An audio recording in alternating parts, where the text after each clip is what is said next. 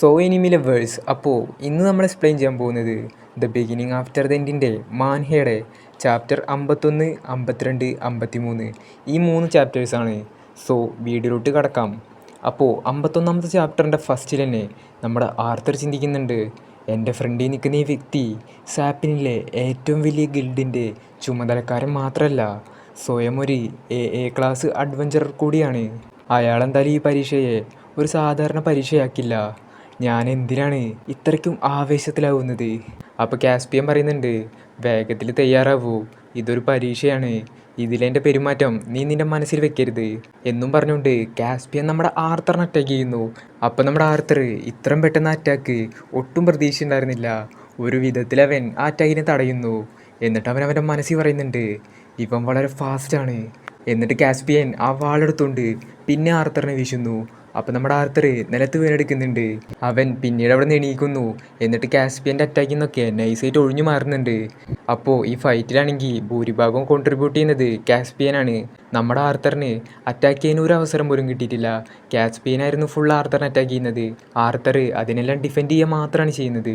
അപ്പോൾ നമ്മുടെ ആർത്തർ അവൻ്റെ മനസ്സ് ചിന്തിക്കുന്നുണ്ട്, ഈ യുദ്ധത്തിൽ എൻ്റെ ഏറ്റവും വലിയ പോരായ്മ എൻ്റെ ശരീരം തന്നെയാണ്. എനിക്കെൻ്റെ ശരീരത്തെ നിയന്ത്രിക്കാൻ കഴിയുന്നില്ല.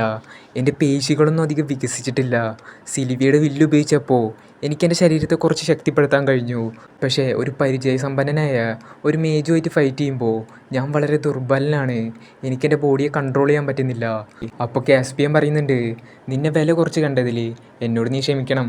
ഇപ്പം ഞാൻ കുറച്ചുകൂടി സീരിയസ് ആവാൻ പോവുകയാണ് എന്ന് പറഞ്ഞിട്ട് നമ്മുടെ കാസ്പിയൻ അവൻ്റെ വിൻഡ് മാജിക് ഉപയോഗിച്ചുകൊണ്ട് ആർത്തറിനെ അറ്റാക്ക് ചെയ്യുന്നു. സോ അപ്പോൾ നമ്മുടെ കാസ്പിയൻ്റെ അറ്റാക്ക് നമ്മുടെ ആർത്തറിൻ്റെ അടുത്തോട്ട് വരുന്ന ആ സമയത്ത് നമ്മുടെ ആർത്തർ ചിന്തിക്കുന്നുണ്ട്, ആ നിമിഷം എൻ്റെ ശരീരം എന്നോട് നീങ്ങാൻ ആവശ്യപ്പെട്ടു, ഓടിപ്പോവാൻ. അപ്പോൾ നമ്മുടെ ആർത്തർ ആ അറ്റാക്കിൽ നിന്ന് ഓടി മാറുന്നുണ്ട്. സോ അപ്പോൾ നമ്മുടെ ആർത്തർ അവൻ്റെ മനസ്സിൽ ചിന്തിക്കുന്നുണ്ട്, വിൻഡ് ബുള്ളറ്റ്. സോ ഇവയെ കാണാൻ കഴിയില്ല, പക്ഷേ ഇവയുടെ പാത നമുക്ക് പ്രവചിക്കാൻ കഴിയും. എന്നിട്ട് നമ്മുടെ ആർത്തർ ആ വിൻഡ് ബുള്ളറ്റിൻ്റെ പാതകളെല്ലാം പ്രവചിച്ച് അതിനെല്ലാം അറ്റാക്ക് ചെയ്യുന്നു. അങ്ങനെ കാസ്പിയൻ നമ്മുടെ ആർത്തറിന് നേരെ വിടുന്ന വിൻഡ് ബുള്ളറ്റെല്ലാം നമ്മുടെ ആർത്തർ അതിൻ്റെ പാത നോക്കി അതിൽ നിന്നെല്ലാം ഒഴിഞ്ഞു മാറുന്നു. എന്നിട്ട് നേരെ കാസ്പിയൻ്റെ അടുത്തെത്തുന്നു. എന്നിട്ട് അവൻ്റെ ഫയർ മാജിക് ഉപയോഗിക്കുന്നു. അപ്പോൾ കാസ്പിയൻ പറയുന്നുണ്ട്, ഓ നീ ഒരു ഫയർ മേജാണല്ലേ. സോ അപ്പോൾ നമ്മുടെ ആർത്തർ അവൻ്റെ ഫയർ മാജിക് ഉപയോഗിച്ചുകൊണ്ട് കാസ്പിയനെ ആദ്യമായിട്ട് അറ്റാക്ക് ചെയ്യുന്നു. അവൻ്റെ ആദ്യത്തെ അറ്റാക്കിൽ തന്നെ കാസ്പിയൻ വിറച്ചു പോകുന്നുണ്ട്. അപ്പോൾ കാസ്പിയൻ അവൻ്റെ മനസ്സിൽ ചിന്തിക്കുന്നുണ്ട്, ഞാനൊരു എ ക്ലാസ് അഡ്വഞ്ചറാണ്. എനിക്ക് ഓക്കുമെൻറ്റേഴ്സിനെ കൊല്ലാൻ കഴിയുന്ന ലോങ് റേഞ്ചിലുള്ള സ്പെൽസ് എല്ലാം ഉപയോഗിക്കാൻ കഴിയും. പിന്നെ ഞാനെന്തിനാണ് പേടിക്കുന്നത്? സോ അപ്പോൾ നമ്മുടെ കാസ്പിയൻ ആവട്ടെ കാസ്പിയൻ്റെ ഫുൾ സ്ട്രെങ്ത് എടുത്തുകൊണ്ട് ആർത്തറിനെ അറ്റാക്ക് ചെയ്യുന്നു. അപ്പോൾ നമ്മുടെ ആർത്തർ തെറിച്ചു പോകുന്നുണ്ട്.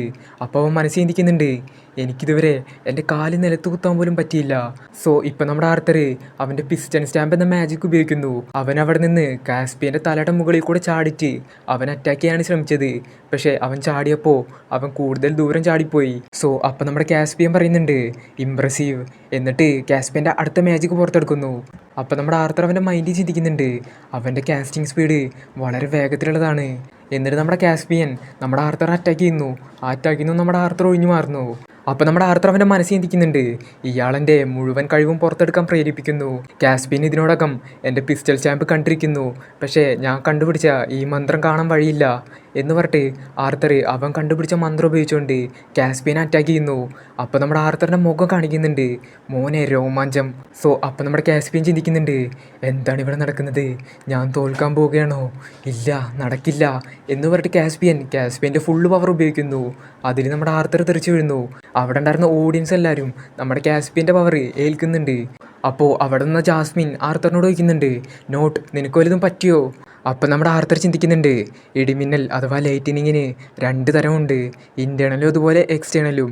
അതിൽ ഇൻറ്റേർണൽ പഠിക്കാൻ വളരെ ബുദ്ധിമുട്ടാണെന്നാണ് പുസ്തകങ്ങൾ പറയുന്നത്.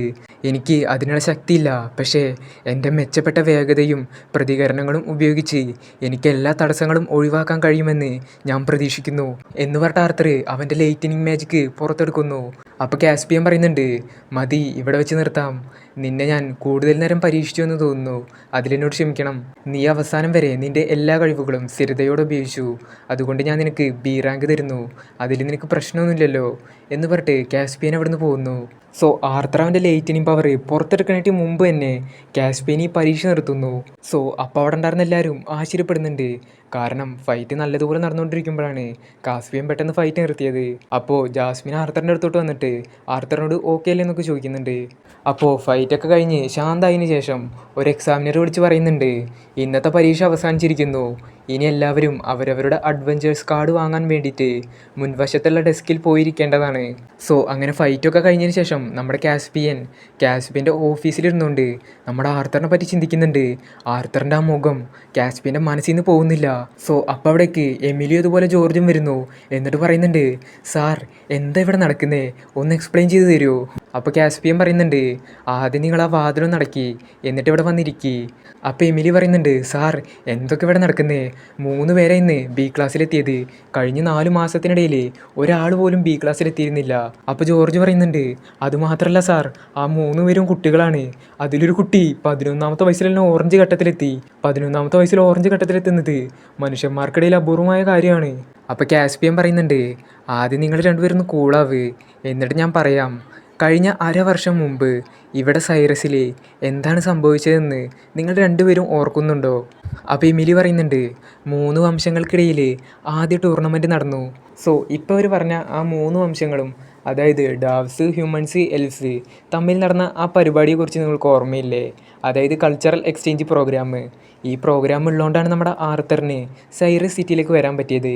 ഈ പ്രോഗ്രാം നടക്കുന്നതുകൊണ്ട് എൽവ് കിണ്ടത്തിലുള്ള സൈറസ് സിറ്റിയിലേക്കുള്ള ഗേറ്റ് തുറന്നു.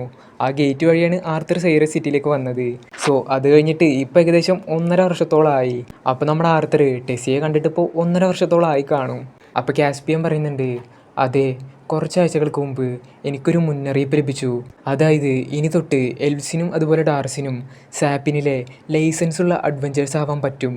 സോ ഇതിനു മുമ്പ് എൽവ്സിനും അതുപോലെ ഡാർസിനും സാപ്പിനിൽ ലൈസൻസുള്ള അഡ്വഞ്ചേഴ്സ് ആവാൻ പറ്റിയിരുന്നില്ല. അതായത് സാപ്പിനിൽ ഹ്യൂമൻസിന് മാത്രമേ ലൈസൻസുള്ള അഡ്വഞ്ചേഴ്സ് ആവാൻ പറ്റിയിരുന്നുള്ളൂ. പക്ഷേ ആ കൾച്ചറൽ എക്സ്ചേഞ്ച് പരിപാടി നടന്നതോടെ ഈ 3 കിങ്ഡംസും തമ്മിലുള്ള അടുപ്പം ഒന്ന് കൂടി.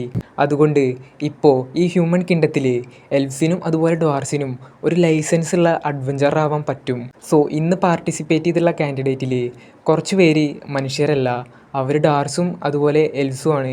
അപ്പോൾ ജോർജ് പറയുന്നുണ്ട്, സാറെന്താ പറഞ്ഞു വരുന്നത്, ഈ 3 ബി ക്ലാസ് കിട്ടിയവരും എൽഫ്സോ അതോ ഡാർസോ ആണെന്നാണോ? അപ്പോൾ കാസ്പിയൻ പറയുന്നുണ്ട്, ലൂക്കാസ് വൈക്സ് അവനൊരു ഹാഫ് എൽഫാണ്. അവൻ സാപ്പിലിനാണ് താമസിക്കുന്നത്. അവൻ്റെ ജനനത്തെക്കുറിച്ചുള്ള വിവരങ്ങളൊക്കെ രഹസ്യമാണ്. പക്ഷേ ഞാൻ ഊഹിക്കുകയാണെങ്കിൽ അവൻ ഏതെങ്കിലും അടിമയായിട്ടുള്ള എൽഫിന് ജനിച്ചതായിരിക്കും. പിന്നെ വൈക്സ് ഹൗസിനെ കുറിച്ച് പറയേണ്ടതില്ലല്ലോ. അവരുടെ വീട്ടിൽ മികച്ച മാന്ത്രികരെ വളർത്തുന്നതിന് വേണ്ടിയിട്ട് അവരെന്ത് നീചമായ രീതികൾ ഉപയോഗിക്കും. അതായത് അവർക്ക് എൽഫ്സെന്നോ ഡാർസൊന്നോ ഇല്ല. അവരുടെ ഹൗസിൽ ഒരു മികച്ച മാന്ത്രികനെ കിട്ടിയാൽ മതി. പക്ഷേ ലൂക്കാസിനെ പറ്റി പറയുകയാണെങ്കിൽ അവനൊരു അസാധാരണ കേസാണ്.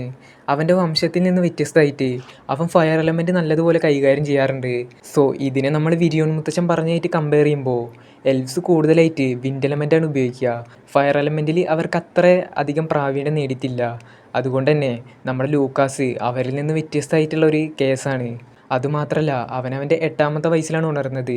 നമ്മൾ എൽഫിനെ വെച്ച് കമ്പയർ ചെയ്യുകയാണെങ്കിൽ ഒരു എൽഫ് 9ാമത്തെ വയസ്സിൽ ഉണർന്നുണ്ടെങ്കിൽ അവർ നല്ല ശക്തിയുള്ളതാണെന്ന് കണക്കാക്കപ്പെടുന്നു. സോ അവനവൻ്റെ ശക്തിയെ യഥാർത്ഥ യുദ്ധങ്ങളിലൂടെ വർദ്ധിപ്പിക്കുന്നതിന് വേണ്ടിയിട്ടാണ് അവനൊരു അഡ്വഞ്ചറർ ആവാൻ തീരുമാനിച്ചത്.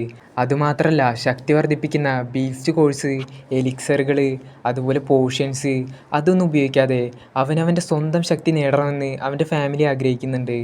മറുവശത്ത് എലീജ നേറ്റി, അവൻ തികച്ചൊരു മിസ്റ്ററി മാനാണ്. അവൻ ജനിച്ചത് എവിടെയാണെന്ന് ഈ ഫയലിലില്ല. പക്ഷേ അവൻ ചെറുപ്പം മുതലേ വളർന്നത് ഡ്വാർസിനൊപ്പമാണ്. പിന്നെ മനുഷ്യരാജ്യത്തിലേക്ക് അധിവസിപ്പിക്കുന്നതിനായിട്ട് അവനെ ഡാർവ് കിണ്ടത്തിൽ നിന്ന് അയച്ചതാണ്. അതായത് ഞാൻ പറഞ്ഞല്ലോ, കൾച്ചറൽ എക്സ്ചേഞ്ച് പരിപാടി നടന്നതിന് ശേഷം ഇവർ തമ്മിലുള്ള അടുപ്പം വളരെ കൂടിയിട്ടുണ്ട്. അതുകൊണ്ട് തന്നെ ഡാർവ് കിണ്ടത്തിൽ നിന്ന് ഹ്യൂമൻ കിണ്ടത്തിലേക്ക് മനുഷ്യരെ താമസിപ്പിക്കാൻ വേണ്ടി അയക്കുന്നുണ്ട്. അങ്ങനെ അയച്ചതാണ് എലീജ നൈറ്റിനെ. അപ്പോൾ എമിലി ചോദിക്കുന്നുണ്ട്, അവനെന്താ പരീക്ഷിക്കാതെ തന്നെ നേരെ ബി ക്ലാസ്സിൽ ഉൾപ്പെടുത്തിയത്? അപ്പോൾ കാസ്പിയൻ പറയുന്നുണ്ട്, മിസ്റ്റർ നൈറ്റ് ഏതാനും മാസങ്ങൾക്ക് മുമ്പാണ് അവൻ്റെ മാൻ അവേക്ക് ചെയ്തത്. എന്നിട്ടും അവൻ ഡാർക്ക് റെഡ് ഘട്ടത്തിലെത്തി. ഇതൊക്കെയാണെങ്കിലും അവനവൻ്റെ കഴിവുകൾ സാക്ഷ്യപ്പെടുത്തിയിട്ടുണ്ട്. അതുമാത്രമല്ല അവനെ സ്പോൺസർ ചെയ്യുന്ന വ്യക്തി എനിക്ക് നിരാകരിക്കാൻ പറ്റാത്ത ഒരാളാണ്. എലീജ നൈറ്റിൻ്റെ കഴിവുകൾ എന്താണെന്ന് അറിയാൻ എനിക്കും ശരിക്കും കൗതുകമുണ്ട്. പിന്നെ ആ മുഖംമൂടി വെച്ച ഓഗുമെൻ്ററെ കുറിച്ചിട്ട് ആർത്തറിനെ പറ്റി പറഞ്ഞപ്പോൾ ജോർജ് വേർക്കുന്നുണ്ട്. നോട്ടിനെ കുറിച്ചിട്ട് എനിക്കൊന്നും അറിയില്ല. പക്ഷേ ഒരു കാര്യം അറിയാം, അവനൊരു എൽഫോ അല്ലെങ്കിൽ ഒരു ഡാർഫോ അല്ല.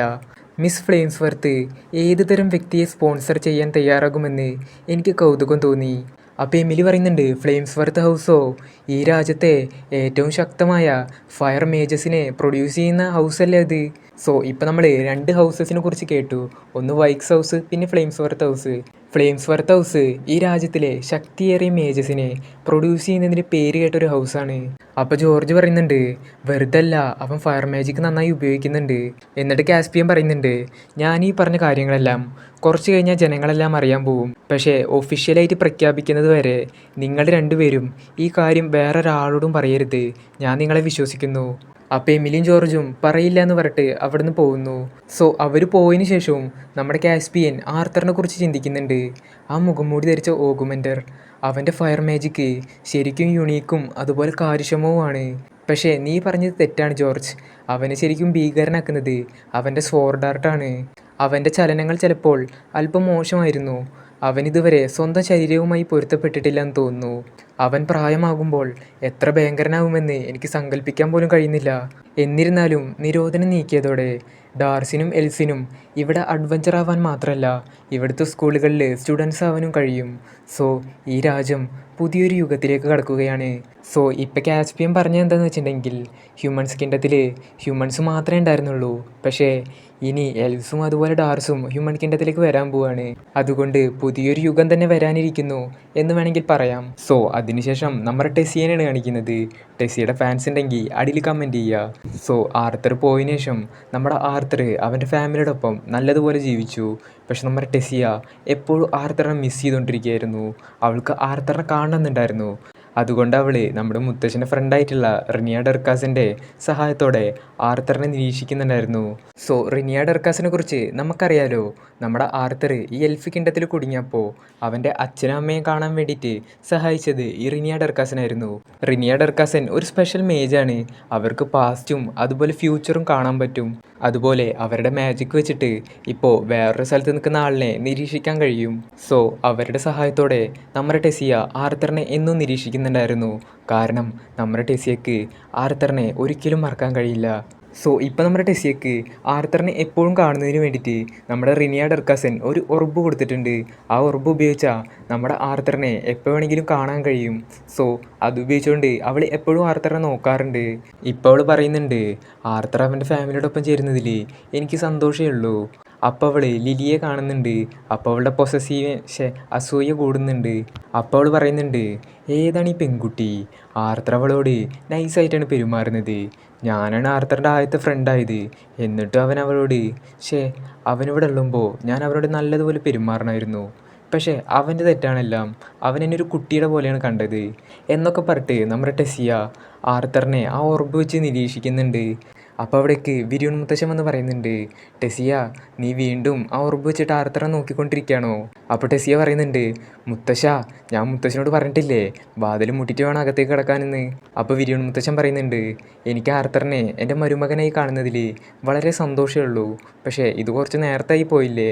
അപ്പോൾ നമ്മുടെ ടെസിയ വിരിയൺ മുത്തശ്ശനെ ഒരു തലോണ വെച്ചുകൊണ്ട് എറിയുന്നുണ്ട്. അപ്പോൾ വിരിയൺ മുത്തശ്ശൻ പറയുന്നുണ്ട്, ടെസിയ എനിക്ക് നിന്നോട് ഒരു ഗുഡ് ന്യൂസ് പറയാനുണ്ട്. അപ്പോൾ ടെസിയ പറയുന്നുണ്ട്, ആ പറഞ്ഞോ, ഞാൻ കേൾക്കുന്നുണ്ട്. അപ്പോൾ വിരിയൺ മുത്തശ്ശൻ പറയുന്നുണ്ട്, നിനക്ക് ആർത്തറിനൊപ്പം സ്കൂളിൽ പഠിക്കാൻ ഒരവസരം കിട്ടിയാലോ? അപ്പോൾ നമ്മുടെ ടെസിയ പെട്ടെന്ന് തന്നെ ചിരിച്ചുകൊണ്ട് പറയുന്നുണ്ട്, സത്യമായിട്ടും മുത്തശ്ശൻ നുണ പറയില്ലല്ലോ, എനിക്ക് ആർത്തറിനോടൊപ്പം സ്കൂളിലേക്ക് പോകാൻ പറ്റുമോ? അപ്പോൾ ടെസിയുടെ അമ്മ പറയുന്നുണ്ട്, അതേ ടെസിയ, നിൻ്റെ മുത്തശ്ശന് സൈറസ് അക്കാദമിയിലെ ഡയറക്ടറുമായിട്ട് ബന്ധമുണ്ട്. അതുകൊണ്ട് നിനക്ക് സൈറസ് അക്കാദമിയിൽ പഠിക്കാൻ കഴിയും. അപ്പോൾ ടെസിയുടെ അച്ഛൻ പറയുന്നുണ്ട്, പക്ഷേ നിന്നെ സൈറസ് അക്കാദമിയിൽ വിടുന്നത് സങ്കീർണമായിട്ടുള്ളൊരു കാര്യമാണ്. അപ്പോൾ ടെസിയുടെ അമ്മ പറയുന്നുണ്ട്, നീ കോണ്ടിനെൻ്റൽ ടൂർണമെൻറ്റ് ഓർക്കുന്നില്ലേ? അപ്പോൾ ടെസിയുടെ അച്ഛൻ പറയുന്നുണ്ട്, അതൊരു തുടക്കം മാത്രമായിരുന്നു. സൈറസ് അക്കാദമിയിൽ മനുഷ്യരോടൊപ്പം എൽവ്സും അതുപോലെ ഡാർസും പഠിക്കുന്നതിനെക്കുറിച്ചുള്ള നിബന്ധനകൾ ഞങ്ങൾ ചർച്ച ചെയ്യുകയായിരുന്നു. അപ്പോൾ വിരിയൺ മുത്തശ്ശൻ പറയുന്നുണ്ട്, സൈറസ് അക്കാദമിയിലെ ഡയറക്ടർ പറഞ്ഞത് ആർത്തർ 3 വർഷത്തേക്ക് ഒരു അഡ്വഞ്ചർ ആവാൻ പോവുകയാണെന്നാണ്. സോ അതൊക്കെ കഴിഞ്ഞതിന് ശേഷം ആർത്തർ സ്കൂളിൽ ജോയിൻ ചെയ്യുമ്പോൾ നീ ആർത്തറിൻ്റെ സീനിയർ ആയിട്ടുണ്ടാകും. അപ്പോൾ ടെസിയുടെ അച്ഛൻ പറയുന്നുണ്ട്, അതുകൊണ്ട് ടെസിയ നീ നിന്റെ മുത്തശ്ശനോടൊപ്പം കഠിനമായി ട്രെയിൻ ചെയ്യ്. സോ ഇതൊരു പുതിയ ജനറേഷൻ്റെ തുടക്കമാണ്. സോ അപ്പോൾ നമ്മുടെ ടെസിയ ആർത്തറിനെ പിന്നെ കാണാനുള്ള സന്തോഷത്തിലാണ്. സോ ഇവിടെ വെച്ചിട്ട് ഇതിൻ്റെ 51ാമത്തെ ചാപ്റ്റർ കഴിയുന്നു. സോ നമ്മൾ ദ ബിഗിനിങ് ആഫ്റ്റർ ദ എൻഡിൻ്റെ ഫുൾ ചാപ്റ്റർ എക്സ്പ്ലെയിൻ ചെയ്യുന്നതായിരിക്കും അതുകൊണ്ട് നിങ്ങളുടെ സപ്പോർട്ട് വേണം. അതുകൊണ്ട് നിങ്ങൾ ലൈക്കും സബ്ബും ചെയ്ത് മാക്സിമം സപ്പോർട്ട് ചെയ്യുക. സോ അടുത്ത വീഡിയോയിൽ കാണാം.